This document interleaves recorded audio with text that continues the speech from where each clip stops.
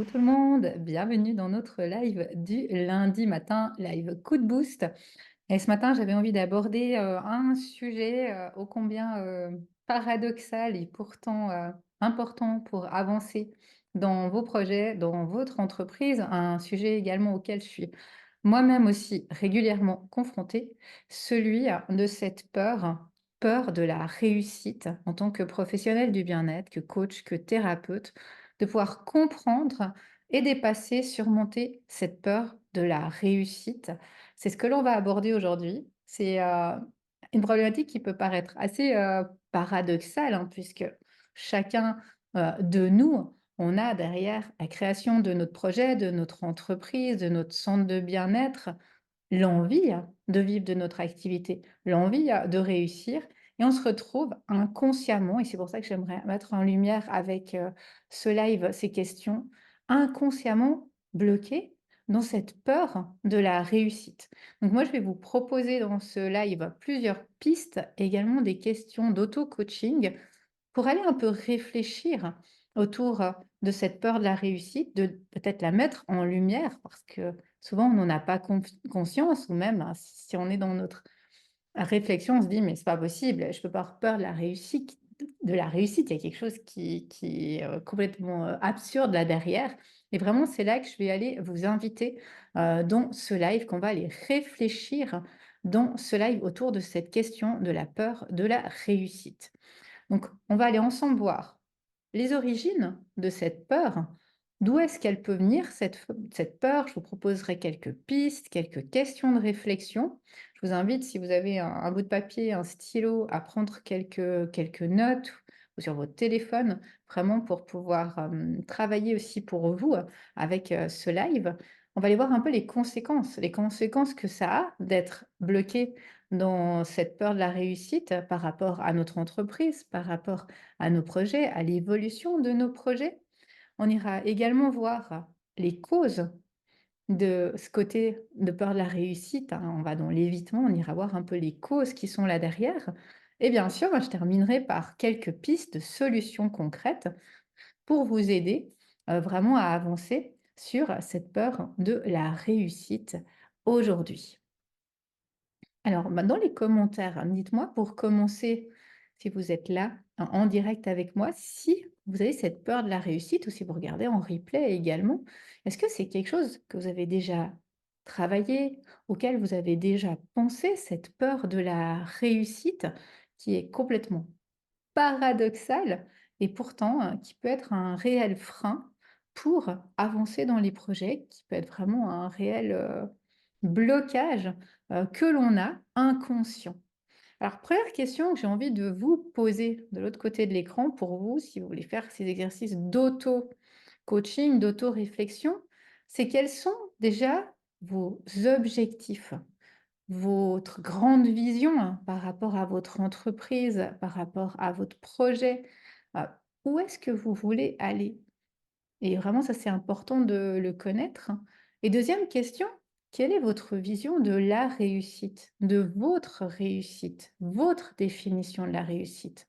Parce que chacun de nous, on a nos propres et notre propre vision de la réussite, et c'est vraiment important que d'aller s'y connecter pour sortir justement de certaines peurs de cette réussite.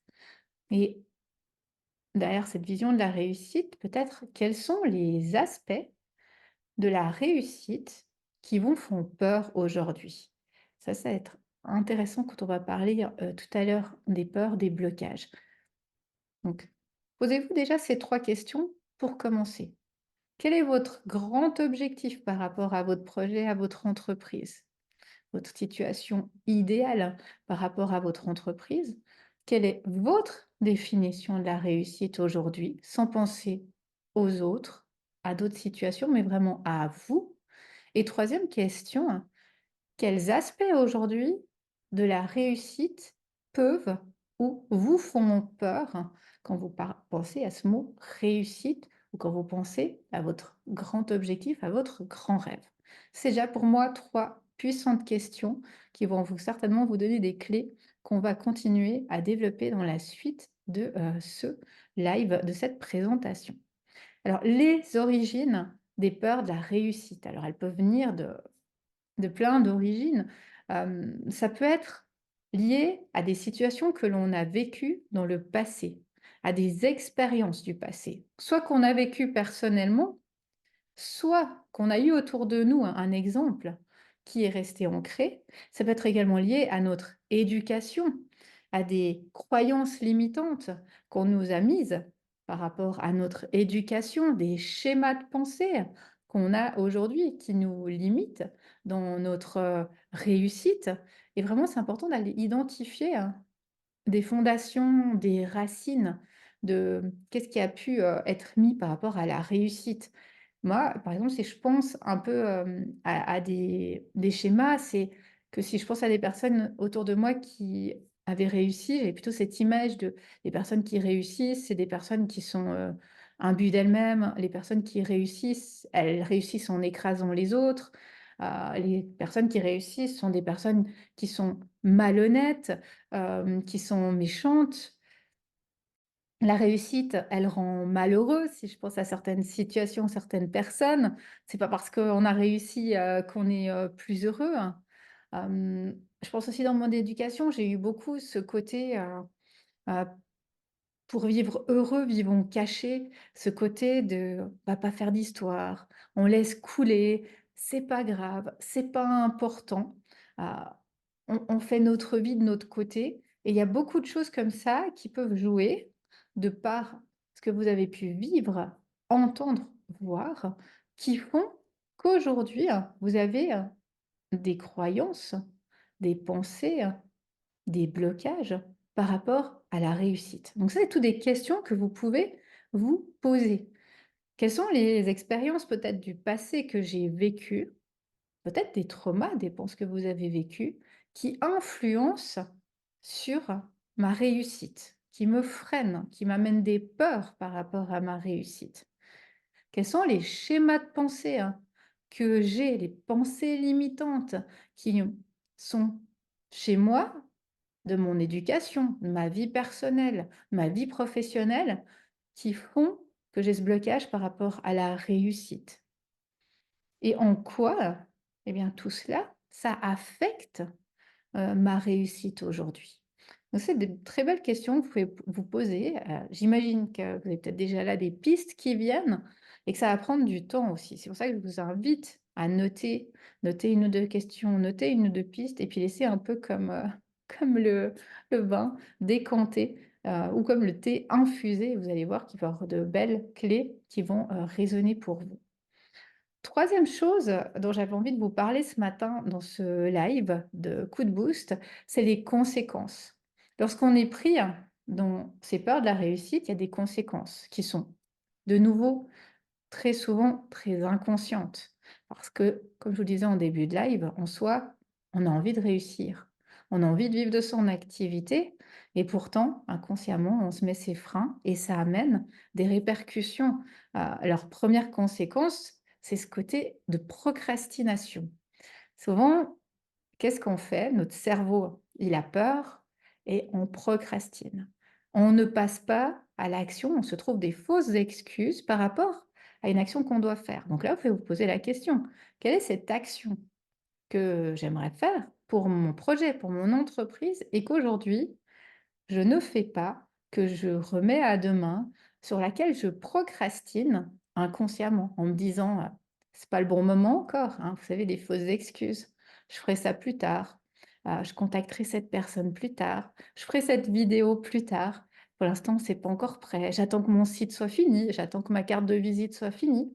Je me trouve des fausses excuses, je procrastine inconsciemment, je ne passe pas à l'action. Donc c'est la première conséquence, c'est qu'on remet à plus tard des choses, des actions qui sont importantes pour notre entreprise, en se cachant derrière d'autres actions ou d'autres mécanismes qui font, qu'on reporte, qu'on reporte, qu'on reporte quelque chose d'important pour ne pas se mettre en lumière, pour différentes raisons.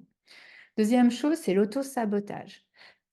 Inconscient de nouveau, où on adopte des comportements qui vont entraver notre progression, de ne pas faire quelque chose, de ne pas saisir une opportunité. Ça peut être de refuser, une proposition, d'éviter une personne ou un contact, ou même inconsciemment de louper une échéance en se disant: «Bah, ah, j'ai loupé l'échéance pour, participer à ce salon», par exemple, ça je le vois chez mes clients. «Je ferai ça l'année prochaine. Non, mais là, je suis pas encore tout à fait prêt, prête. Je ferai ça l'année prochaine». C'est vraiment ce côté-là d'auto-sabotage où quand ça arrive le moment, par une action, on loupe une date, on loupe un événement, on loupe une opportunité par peur. Et puis la troisième, c'est aussi de l'anxiété. C'est vraiment des peurs qui peuvent, monter par rapport, à soi, par rapport à un événement et qui viennent, amener à du stress. On peut, tout à coup avoir, de la panique, du stress, des pensées qui deviennent, obsessionnelles, qui tournent dans notre tête, des fameux films mentaux qui viennent. Ou peut-être qu'il y a l'image de l'échec, l'image de ne pas y arriver, on en parlera tout à l'heure dans les peurs et tout ça, ça engendre que, waouh, notre, cerveau et notre être, ils disent: «Non mais on va pas se mettre en danger là, reviens dans ce que tu sais faire, reste où tu es, va surtout pas plus loin parce que, on ne sait jamais ce qui peut se passer» et vraiment, ben, ça fait qu'on n'ose pas faire certaines actions. Faire parler en public, faire, une, vidéo, se montrer, mettre une photo de nous, quelque part, parler de ce qu'on fait. C'est vraiment ce côté-là, qui amène de l'anxiété et qui nous fait peur. Et ça, c'est vraiment important de repérer ces mécanismes quand ils viennent. Ces 3 gros mécanismes, hein, procrastination, autosabotage, anxiété. Comme ça, vous allez pouvoir petit à petit aller, vous rassurer, aller travailler sur vos mécanismes, vos schémas, sur vos peurs et pouvoir petit à petit les dépasser. On verra aussi tout à l'heure dans les solutions. Donc moi, ce que je vous invite à faire ici, c'est vous poser ces questions. Première question par rapport à la procrastination. Quelle est cette action que je devrais faire aujourd'hui pour mon entreprise? Que si je m'écoute, je sais qu'elle est importante à faire, mais pourtant que je ne fais pas par peur de cette réussite inconsciente. Ça peut être tourner une vidéo, contacter une personne importante, etc. Deuxième question, par rapport à l'auto-sabotage. Comment est-ce que l'auto-sabotage se manifeste chez moi, dans mes actions ou dans mes décisions? Moi, par exemple, l'auto-sabotage, il se manifeste par me mettre en retrait. C'est lié à mes croyances limitantes, à mon éducation, à on va pas faire d'histoire, c'est pas grave, ce côté un peu qui se passe en second plan, c'est pas grave. Vraiment, toujours de minimiser, de se mettre en retrait. Donc d'aller voir quel est votre fonctionnement d'auto-sabotage et quand vous voyez qu'il vient, d'arriver en tout cas, à le repérer déjà et ensuite à le dépasser. Et le troisième question que vous pouvez vous poser par rapport à l'anxiété, c'est d'aller voir quand vous entendez le mot réussite ou quand vous pensez à un projet que vous avez, est-ce qu'il y a cette anxiété qui vient? Comment elle se manifeste et comment vous allez pouvoir petit à petit la calmer cette anxiété?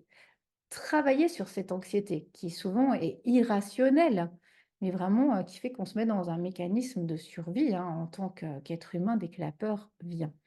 Donc voilà pour ces 3 grands mécanismes. Alors, les causes. Pourquoi on a finalement cette façon d'être face à la réussite ici?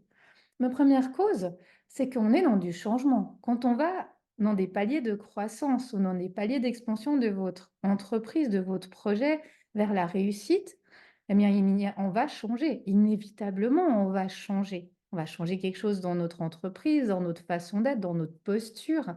Et le changement, il fait peur.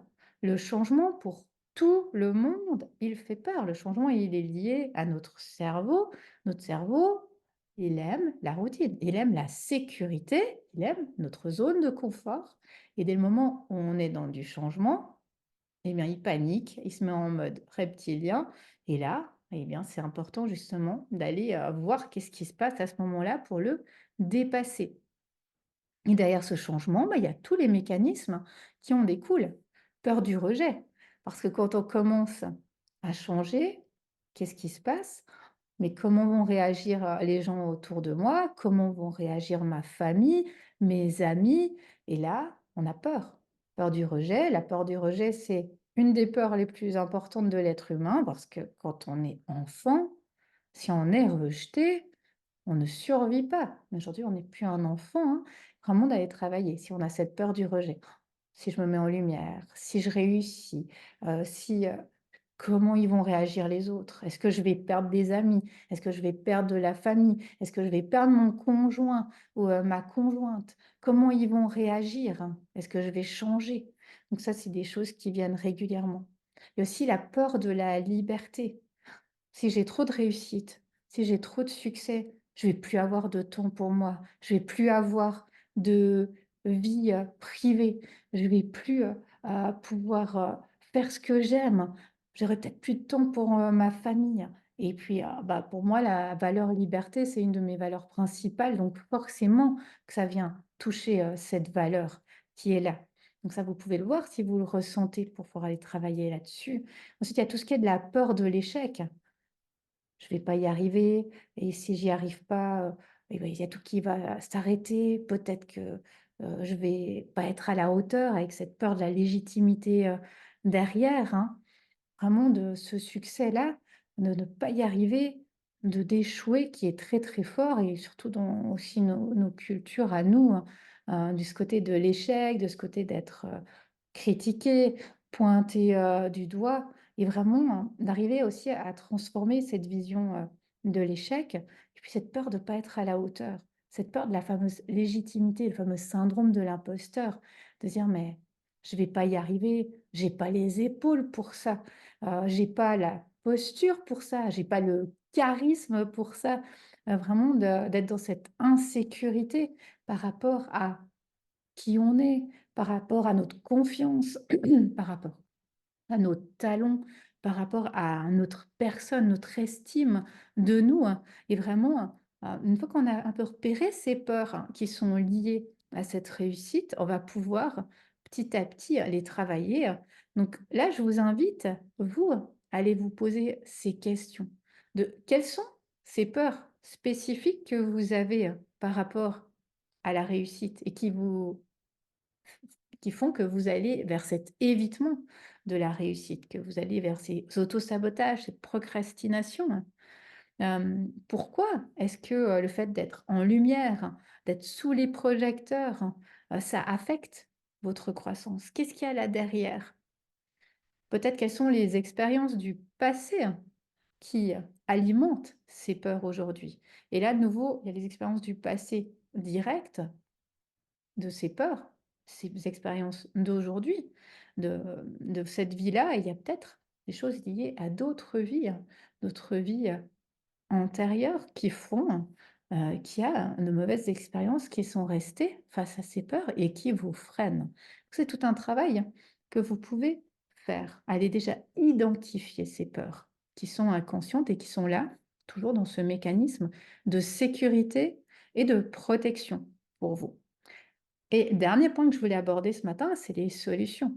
Une fois que vous avez repéré qu'il y a cette peur de la réussite qui est là, qu'il y a ces mécanismes qui sont mis en place, qu'il y a ces peurs qui sont là, qu'il y a ces conséquences sur votre évolution professionnelle, sur votre mise en lumière, vous allez pouvoir aller les affronter. Donc, prise de conscience, première étape, parce que déjà, il faut se rendre compte qu'il faut déjà savoir qu'il y a cette peur de la réussite qui existe, ensuite l'avoir pour nous, hein, et ensuite l'affronter et oser. Donc, qu'est-ce que vous pouvez faire? Déjà, c'est travailler sur votre confiance. Confiance en soi, estime de soi, travailler sur vos compétences, sur votre légitimité, sur, vos réussites, sur vos talents, pour vraiment prendre votre place. Moi, je le fais aussi beaucoup avec l'offre signature, parce que finalement nos talents, notre confiance, on le met là dans cette offre qui va nous différencier des autres. Vous pouvez également travailler sur votre vision et votre grand pourquoi. Sans vision, sans grand pourquoi, on n'arrive pas à vivre de son activité, c'est pas possible. Donc vraiment vous dire: «C'est quoi mon grand pourquoi? C'est quoi ma vision? C'est quoi?» C'est la 1re question que je vous posais au début du live. Ma vision de la réussite à moi. Pourquoi je fais ce que je fais aujourd'hui? Qu'est-ce qu'il y a derrière tout ça? Qu'est-ce qu'il y a comme envie de contribution? Qu'est-ce qu'il y a comme envie de réussite? Et vraiment d'aller travailler autour de cette grande vision et de ce grand pourquoi qui est essentiel. Ensuite, il y a ce côté de se former, hein, et de se faire accompagner, de dire que c'est normal pour notre cerveau, pour notre personne. On est en évolution, on est en changement, en transformation.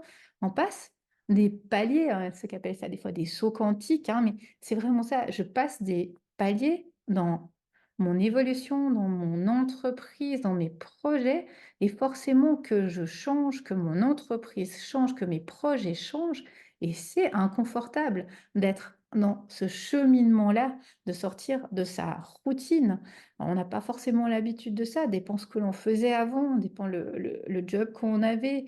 Alors, on pouvait être dans une routine facile, on passait aucun palier finalement. On était dans notre routine quotidienne depuis, des années. Donc là, je vous invite à vous faire accompagner, à vous former, à avoir autour de vous, des échanges pour pouvoir avancer et vous aider à aller plus vite, pour mettre en lumière aussi vos fonctionnements, pour travailler, pour vous libérer de ces fonctionnements, pour pouvoir avancer dans vos projets. Ensuite, allez à votre rythme. De nouveau, moi je reviens toujours à mes fameux petits pas, et mettez-vous des objectifs réalistes, petit pas par petit pas. Vous sentez que vous avez une peur liée à la visibilité, vous n'osez pas faire, une vidéo par exemple, allez par petits pas. C'est inconfortable de faire, une vidéo, devant du monde, de la publier, de se montrer, et vraiment, de nouveau, en pensant à votre grand pourquoi, à votre vision, vous dites: «OK, pourquoi je fais les choses? Je sais pourquoi je veux vivre de mon activité, hein. Je le sens dans mes tripes que c'est ça que je veux faire, et là, j'y vais». Alors peut-être que la première fois, je vais pas oser faire une vidéo. Je vais peut-être juste mettre ma voix sur une vidéo, d'un paysage, par exemple. Vous faire un audio, et puis peut-être que la deuxième fois, je vais enregistrer une vidéo, et la troisième fois, je vais peut-être faire un live, et vous allez voir que plus vous allez le faire, plus vous allez voir que, et ça va amener l'info à votre cerveau, que c'était pas si terrible que ça en fait. Je l'ai fait, ça s'est bien passé, et ça je le vois dans les gens que j'accompagne. Le moment le plus inconfortable, c'est celui-là, celui de mettre une offre en ligne, de mettre, une vidéo, en ligne, de mettre une photo de soi en ligne, c'est inconfortable, très inconfortable, et vraiment, une fois qu'on l'a fait, bah, on sent la pression qui petit à petit baisse, et puis après les résultats où on vient nous dire: «Ben, bravo, bravo pour ce que tu as fait, bravo pour ce que tu mets en place», et de nouveau, on continue d'avancer et d'aller un petit peu plus loin dans son cheminement. Dites-vous bien que chaque personne que vous avez autour de vous, elle a commencé de zéro à un moment ou à un autre. Il y a tout le monde qui a eu, sa première vidéo d'inconfort, la première fois qu'il a dû parler de ses offres, tous ces points-là. Chacun de nous, on l'a vécu, quel que soit le niveau où on est aujourd'hui, et n'oubliez pas ça, et allez à votre rythme, un petit pas après l'autre, une action après l'autre, mais sortez vraiment de l'évitement, de la procrastination, et osez aller vers ces actions-là. Aussi, ayez de la compassion envers vous-même, ayez de la bienveillance envers vous-même.